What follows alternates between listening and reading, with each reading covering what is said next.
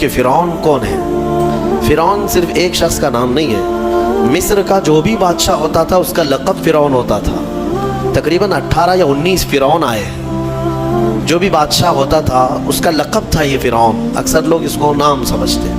اب جو موسیٰ علیہ السلام کے زمانے کا فرعون تھا وہ بڑا جری تھا، اسے طاقت پر غرور بھی تھا، گھمنڈ بھی تھا۔ ایسا ہے کہ تقریباً 100 سال تک تو کبھی اس کو سردی بخار بھی نہیں آیا، بیمار کبھی نہیں ہوا۔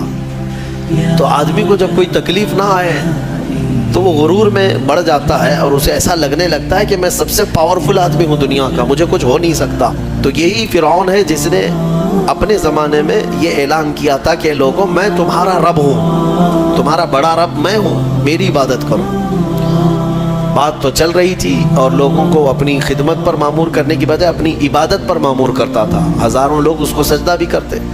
ایک دن ایسا ہوا کہ فرعون نے خواب دیکھا، آسمان سے ایک تارا ٹوٹ کر اس کی گود میں گرا یا اس کے محل پہ گرا اور پھر آگ لگ گئی اس کے محل میں۔ وہ گھبرا کر کے اٹھا، صبح نجومیوں کو، کاہنوں کو بلایا کہ اس خواب کی کوئی تعبیر صحیح بتا دے۔ بہتوں نے الگ الگ تعبیریں بتائی، پھر جو بڑے ماہر نجومی تھے انہوں نے کہا کہ اس خواب کی تعبیر یہ ہے کہ بنی اسرائیل خاندان میں ایک بچہ پیدا ہوگا جو تیری سلطنت کو ہلاک کر دے گا، تیری سلطنت کے ہلاک کرنے کا باعث بنے گا۔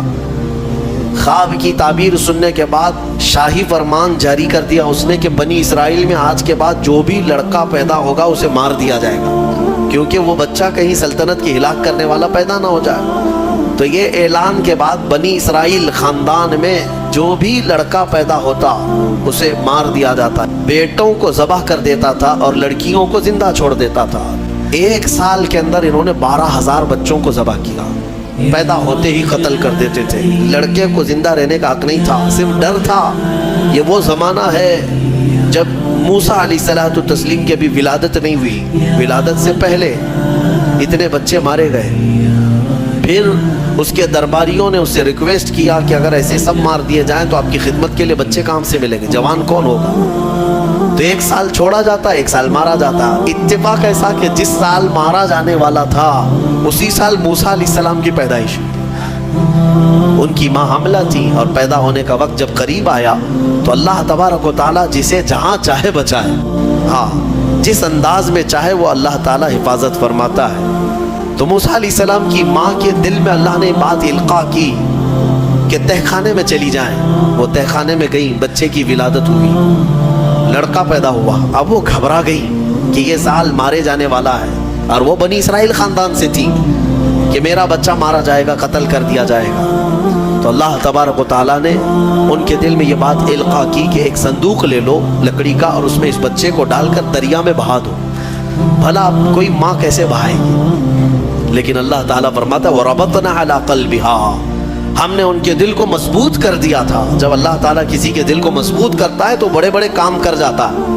ان کی ماں صندوق میں رکھ کر کے بچے کو ایک دریا کے کنارے ڈال دیتی ہیں، بہا دیتی ہیں، اور اپنی بڑی بیٹی کو کہتی ہیں کہ دیکھتے رہنا یہ صندوق کہاں جاتا ہے۔ موسیٰ علیہ السلام کی جو بڑی بہن تھی وہ دیکھتی ہوئی جا رہی تھی اس صندوق کے پیچھے۔ صندوق بہتے بہتے بہتے ایک باغیچے کے کنارے لگا، وہ باغیچہ فرعون کا ہی تھا، اور فرعون کی بیوی وہاں پر ٹہلنے کے لیے شام کے وقت آیا کرتی تھی۔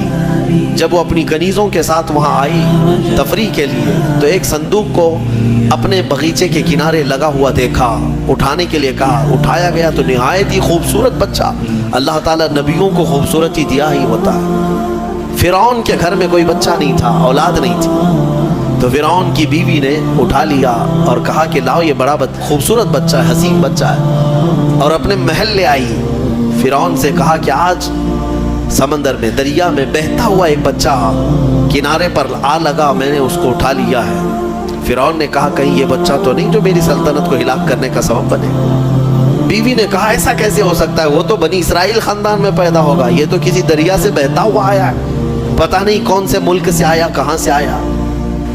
تو بہرحال اس کی بیوی نے یہ کہا کہ اس کو مت مارو، لا تقتلوه عسى ان ينفعنا او نتخذه ولدا، قریب ہے کہ ہم اس سے فائدہ اٹھائیں گے یا اس کو بیٹا بنا لیں گے۔